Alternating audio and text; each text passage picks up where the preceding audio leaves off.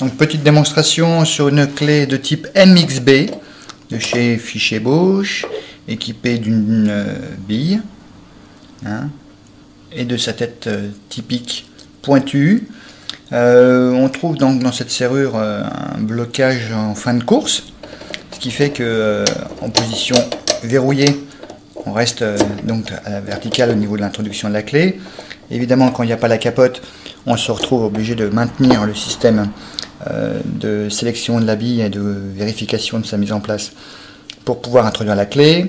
Vous pouvez apercevoir qu'effectivement, chacun des crans est équipé d'une encoche complémentaire, anti-tatage. Donc, je cherche à approcher un peu plus la serrure de façon à ce que vous puissiez apercevoir cette particularité dans le design de cette sûreté.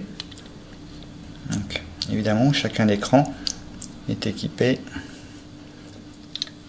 d'une petite rainure pour pouvoir s'ancrer dans un réceptacle très particulier. Alors, évidemment, la mise au point est un petit peu délicate. Et voici le produit sur lequel le verrouillage s'effectue pour la partie du rotor, et on a le stator dans les mains. Donc, vraiment typique de sa couleur grise et de ces saignées qui ont été multipliées pour pouvoir permettre aux rainures effectuées dans chacune des bascules de s'ancrer et donc de rendre la tâche de crochetage par tâche plus délicate. Mais nous allons donc pouvoir vous démontrer que l'outil développé ne s'enquiquine pas avec ces mesures.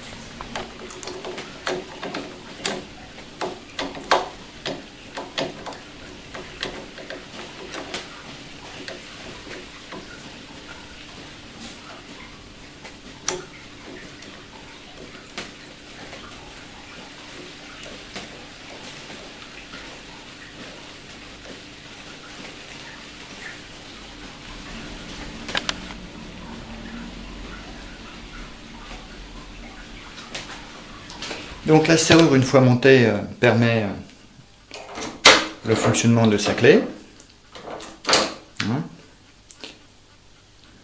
Équipée de sa bille, de toutes ses bascules à rainure de type faux cran.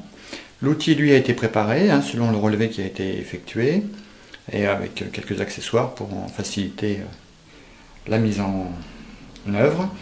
L'insertion est assez aisée, on introduit, on maintient en poussée, mise sous tension, prise d'empreinte, prise d'empreinte, prise d'empreinte et ainsi de suite. On entend donc déjà la mise en place des bascules sur les passages ou sur les faux crans. La manipulation est assez simple et parfois rapide selon la combinaison qu'on va pouvoir découvrir.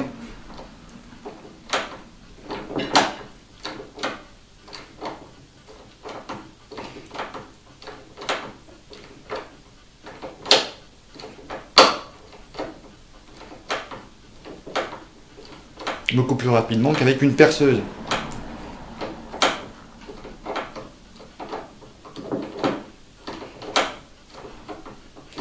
Quelques instants.